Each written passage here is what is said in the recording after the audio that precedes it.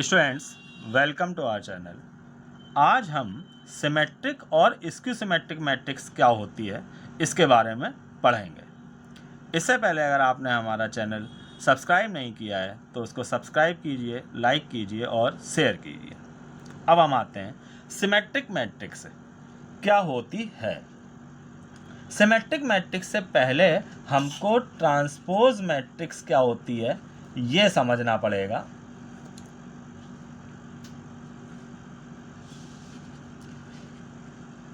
Transpose matrix क्या है कि अगर कोई मान लीजिए कि मैट्रिक्स ए है 2 3 5 7 1 4, तो अगर हम इसकी रो को कॉलम में चेंज कर दें तो हमको एक नई मैट्रिक्स मिलेगी। देखिएगा, वो ए डैश से हम शो करेंगे। ट्रांसपोज मैट्रिक्स को ए डैश से शो करेंगे। इसकी रो को हम कॉलम में चेंज कर देते हैं। जैसे पहली रो है 2 3, इससे हमने इसका कॉलम बना दिया 2 3। दूसरी रो 5 7 है, इससे हमने इसका दूसरा कॉलम बना दिया। तीसरी रो 1 4 है, इससे हमने तीसरा कॉलम बना दिया। तो इस तरीके से हमको ये जो मैट्रिक्स प्राप्त हुई ये इस गिवन मैट्रिक्स की ट्रांसपोज मैट्रिक्स होगी। इस गिवन मैट्रिक्स की ट्रांसपोज मैट्रिक्स होगी ये। इसको हम ए डैश से शो करेंगे। तो इस तरीके से ये ट्रांसपोज मैट्रिक्स हमको मिलेगी। अब हम आते हैं सिमेट्रिक मैट्रिक्स पे।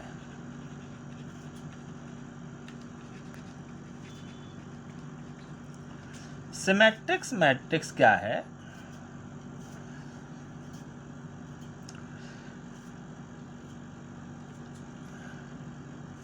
Any matrix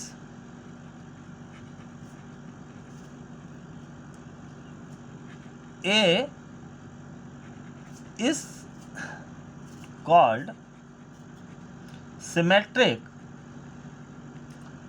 if A dash equal to A। ये यहाँ पर इसकी डेफिनेशन है कि अगर किसी मैट्रिक्स की ट्रांसपोज मैट्रिक्स, ए डैश मीन्स की ट्रांसपोज ऑफ ए, अगर किसी मैट्रिक्स की ट्रांसपोज मैट्रिक्स उस गिवन मैट्रिक्स के बराबर है तो वो गिवन मैट्रिक्स जो है वो सिमेट्रिक मैट्रिक्स कहलाएगी। अब यहाँ पर कुछ और चीज़ें आती हैं, उनको आप देखिएगा। ए आई जे इक्वल टू ए जे आई होगा। ये भी एक कंडीशन है सिमेट्रिक मैट्रिक्स की। ए आई जे इक्वल टू ए जे आई। इसका मतलब क्या है कि A12 जो है A21 के बराबर होगा, A13 जो है वो A31 के बराबर होगा। ऐसे ही A23 जो है ये A32 के बराबर होगा। ये मैंने एग्जाम्पल जो दिया है वो 3x3 मैट्रिक्स का है। एक बात और आप ध्यान दीजिएगा कि सिमेट्रिक या स्क्यू सिमेट्रिक मैट्रिक्स केवल स्क्वायर मैट्रिक्स की ही होगी। अब हम यहाँ पर एक एग्जाम्पल से इसको बताते हैं, इसको आप समझिएगा। जैसे कोई मैट्रिक्स ए है, हम एक स्क्वायर मैट्रिक्स लेते हैं, तो स्क्वायर मैट्रिक्स को लेने में हम यहाँ पर जो लीडिंग डायगोनल होगा उसके एलिमेंट्स कुछ भी ले लेंगे। जैसे एक क्वेश्चन आता है हमारे सामने कि एक सिमेट्रिक मैट्रिक्स का एग्जाम्पल दीजिए, तो उसके लिए हम करेंगे क्या कि जो प्रिंसिपल डायगोनल होता है उसके एलिमेंट हम यहाँ पर कुछ भी ले सकते हैं। प्रिंसिपल डायगोनल आप जानते होंगे। प्रिंसिपल डायगोनल के एलिमेंट्स में आई और जे बराबर होता है, मीन्स कि ये A11 है, ये A22 है और ये A33। ये हम कुछ भी ले सकते हैं। लेकिन अब जैसे A12 मान लीजिए हमने 4 लिया, तो ये A21 जो है ये भी हमको 4 लेना पड़ेगा। आपको ये पोजीशंस मालूम होंगी, A11 A12 A13 होती है, ये A21 ये A22 ये A23, ऐसे ही ये A31 A32 A33 पोजीशन होती है। तो A12 पोजीशन A21 के बराबर होनी चाहिए। ऐसे ही मान लीजिए ये हमने -7 ले लिया, तो ये -7 जो है वो पोजीशन है A31, तो ये भी हमारा -7 होना चाहिए A31 और ये A13 है। अब यहाँ पर जैसे मान लीजिए हमने ये इसको हमने लिया 1, तो ये भी हमारा 1 होना चाहिए। ये A23 है और ये A32 है। मैं यहाँ पर पोजीशंस लिख देता हूँ मैट्रिक्स की। जैसे ये A11 है, ये A12 है, ये A13 है, A21, A22, A23, A31, A32, A33। तो यहाँ पर A12 ये A21 के बराबर होना चाहिए इस कंडीशन से। ऐसे ही A13 A31 के बराबर होना चाहिए, A23 A32 के बराबर होना चाहिए। ये हमारे लीडिंग डायगोनल के एलिमेंट्स हैं। इनमें देखिए आप यहाँ पर रो और कॉलम बराबर होगा। इसके लीडिंग डायगोनल या प्रिंसिपल डायगोनल या मेन डायगोनल बोलते हैं हम यहाँ पर। तो एक तरह से ये मिरर इमेज बनती है। इस मिरर इमेज को आप समझने की कोशिश कीजिएगा कि A12 A21 ये बराबर होगा, A13 A31 ये बराबर होगा। अगर हम इसको एक मिरर मान लें डायगोनल को, प्रिंसिपल डायगोनल को, तो A12 की इमेज A21, A13 की इमेज A31 और A23 की इमेज A32। यहाँ पर मिरर इमेज जो होंगी वो बराबर होंगी। तो अब आप इस एग्जाम्पल से ये समझ गए होंगे कि कैसे हम सिमेट्रिक मैट्रिक्स का एग्जाम्पल दे सकते हैं। तो अब इसमें यहाँ पर समझिएगा आप कि A डैश A के बराबर कैसे होगा। ये तो हमने A लिखा है, अब हम इसका चलिए A डैश मीन्स की ट्रांसपोज मैट्रिक्स निकालते हैं। तो जैसा मैंने पहले ऊपर बताया कि ट्रांसपोज मैट्रिक्स निकालने के लिए हम रो को कॉलम में चेंज कर देंगे। तो पहली रो को हम पहला कॉलम बना दे रहे हैं 2 4 -7, दूसरी रो को दूसरा कॉलम बना दिया 4 3 1, तीसरी रो को तीसरा कॉलम बना दिया -7 1 5। अब इसको आप गौर करिए कि ये A के बराबर ही होगी। आप देखिए A डैश हमने निकाला है, ये कोई मैट्रिक्स A थी, इसकी ट्रांसपोज मैट्रिक्स निकाली, ये A के बराबर ही होगी। देखिए पहली रो, दूसरी रो और तीसरी रो सेम है यहाँ पर, तो हम इसको इक्वल टू A लिख सकते हैं। तो इस तरह से हमने यहाँ पर क्या देखा कि A डैश A के बराबर है। यही यहाँ पर सिमेट्रिक मैट्रिक्स को डिफाइन किया गया है और ये एलिमेंट्स के लिए कंडीशन है कि Aij इक्वल टू Aj होगा। तो इस तरीके से ये सिमेट्रिक मैट्रिक्स कंप्लीट होती है। अब हम आते हैं स्क्यू सिमेट्रिक मैट्रिक्स पर।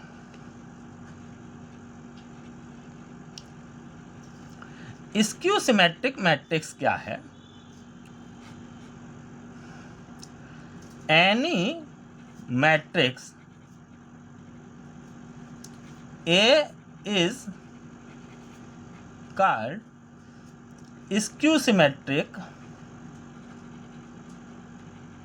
if A dash equal to -A। यहाँ पर A डैश A के बराबर ना होकर -A के बराबर होगा। तो ये इसकी डेफिनेशन है। अब यहाँ पर जैसी ये मैंने कंडीशन बताई थी एलिमेंट्स के लिए, यहाँ पर कंडीशन है Aij equal to -Aj। Means की जो मिरर इमेज होंगी, जो जैसा मैंने ये समझाया यहाँ पे मिरर इमेज वाली बात, जो मिरर इमेज होंगी वो इक्वल तो होंगी लेकिन अपोजिट साइन में होंगी। अब एक और जो खास बात है स्क्यू सिमेट्रिक मैट्रिक्स के लिए कि यहाँ पर Ai जो है 0 के बराबर होगा। Ai 0 मीन्स कि Ai जो हैं वो प्रिंसिपल डायगोनल के सारे एलिमेंट हुए, मतलब कि रो और कॉलम बराबर होगा। तो प्रिंसिपल डायगोनल के जो एलिमेंट्स होते हैं उनमें रो कॉलम बराबर होते हैं। जैसे ये A11 A22 A33, यहाँ पर प्रिंसिपल डायगोनल के सारे एलिमेंट 0 होंगे। अब वो कैसे होंगे देखिए, इसी में हमने J की जगह I रख दिया तो Ai हो गया इक्वल टू -Aii। अब हम इस ai को इधर ले आएंगे तो ये 2ai हो जाएगा इक्वल टू 0। इससे ai इक्वल टू 0 आ गया। तो इससे आप यहाँ पे ये समझ पा रहे होंगे कि ai 0 है, यानी कि प्रिंसिपल डायगोनल जो होता है उसके सारे एलिमेंट 0 होंगे। ऐसा सिमेट्रिक मैट्रिक्स में नहीं होता है, ये केवल स्क्यू सिमेट्रिक मैट्रिक्स में ही होगा। अब यहाँ पर इसका हम एक एग्जाम्पल देते हैं। जैसे कि एक हम मैट्रिक्स ए लेते हैं। अब जैसे मान लीजिए आपके सामने क्वेश्चन आता है कि एक स्क्यू सिमेट्रिक मैट्रिक्स का एग्जाम्पल दीजिए। तो जैसा मैंने इसमें पहले बताया था कि आप लीडिंग डायगोनल के एलिमेंट्स कुछ भी ले लीजिए, लेकिन ये वाले एलिमेंट आपको सेम लेने हैं। अब इसमें क्या करना है, अगर आपको बनानी है एक स्क्यू सिमेट्रिक मैट्रिक्स, तो यहाँ पर सबसे पहले आप एक लीडिंग डायगोनल बनाइए और उसके एलिमेंट्स जो हैं आप वो 0 ले लीजिए। ये एक बहुत बड़ा अंतर है इन दोनों में, इस पर आप विशेष ध्यान दीजिएगा। अब मान लीजिए हमने ये 5 लिया, a12 अगर 5 है तो a21 यहाँ पर -5 होगा तो 5 ही, लेकिन अपोजिट साइन में होगा। ऐसे ही मान लीजिए हमने ये -7 लिया, a13 -7 लिया। अब इन पोजीशंस को आप ये देखिए, ढंग से समझिए, ये शुरुआत में आपने मैट्रिक्स में पढ़ा होगा। तो अगर a13 -7 है तो ये 7 होगा। और इसी तरह से मान लीजिए अगर ये 3 है, a23 जो है उसकी वैल्यू 3 है, तो ये a32 जो पोजीशन पे एलिमेंट होगा वो -3 होगा। तो इसमें जो मिरर इमेज होंगी, इसकी इमेज ये, इसकी इमेज ये, इसकी इमेज ये अपोजिट साइन में होंगी, इस कंडीशन को फॉलो करते हुए। तो अब आप ये इस एग्जाम्पल से समझ गए होंगे कि क्या होती है स्क्यू सिमेट्रिक मैट्रिक्स। अब मैं आपको ये दिखाता हूं कि कैसे a' जो है वो इस -a के बराबर होता है। तो यहां पर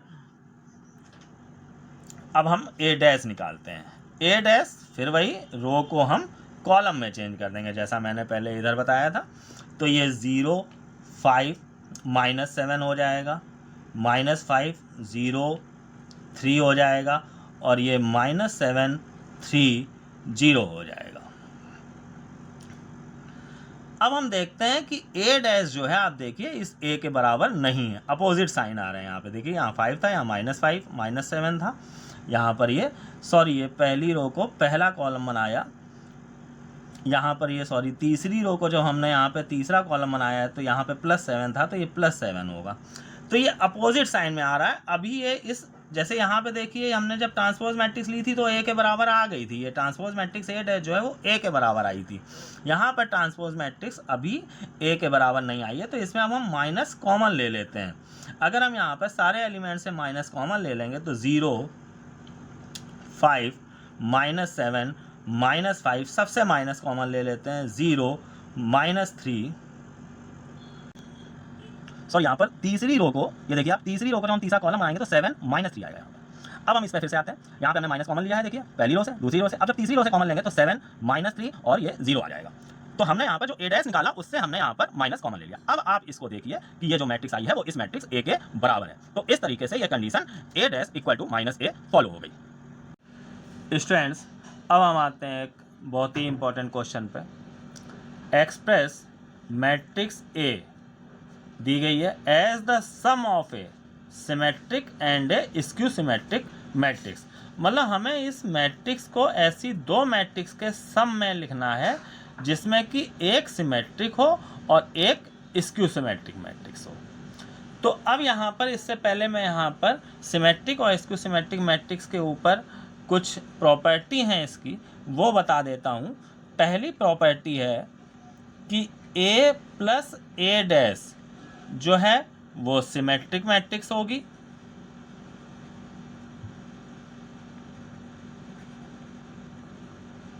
मतलब कि अगर किसी मैट्रिक्स में उसकी ट्रांसपोज मैट्रिक्स को हम ऐड करें तो वो सिमेट्रिक मैट्रिक्स आएगी। ये अभी मैं यहाँ पर इस क्वेश्चन में करके दिखाऊंगा। और ऐसे ही अगर किसी मैट्रिक्स में उसकी ट्रांसपोज मैट्रिक्स को हम अगर सब्ट्रैक्ट कर देंगे तो स्क्यू सिमेट्रिक मैट्रिक्स हमको प्राप्त होगी। यहाँ पर जैसे मैट्रिक्स A जो है, इसको हम क्या करेंगे, कुछ लिख सकते हैं, इसको आप समझिएगा। 1/2 2a हमने लिख लिया इसको, मतलब कि हमने 2 से ऊपर नीचे मल्टीप्लाई कर दिया। अब हम ये 1/2 2a को a प्लस a लिख सकते हैं। अब आप इसको समझिएगा मैं ये क्यों कर रहा हूँ यहाँ पर। 1/2 इस a में हमने a डैश को ऐड किया और इस दूसरे a में हमने a डैश को सब्ट्रैक्ट किया, तो देखिए रहेगा वही हमारा 2a जो था। और अब इस 1/2 का हम a प्लस a डैश में अलग मल्टीप्लाई कर देते हैं और इस 1/2 का इतना a माइनस a डैश में अलग मल्टीप्लाई कर देते हैं। तो इस तरीके से a को हम ये सॉल्व करके इतना लिख लिया हमने इनको। अब इसको आप देख रहे होंगे कि इसमें पहली ये जो भी है टर्म लिखा हुआ है ये a प्लस a डैश, ये हमारा सिमेट्रिक आ जाएगा और ये a माइनस a डैश 1/2 जो भी लिखा है ये स्क्यू सिमेट्रिक आएगा। अब देखिए हम यहाँ पर a प्लस a डैश निकालते हैं, तो a हमारी ये मैट्रिक्स है 3 4 1 5 प्लस a डैश हमारी हो जाएगी 3 4, रो को हमने कॉलम में चेंज कर दिया, दूसरी रो को दूसरे कॉलम में चेंज कर देंगे, तो ये हमारा a डैश आ गया।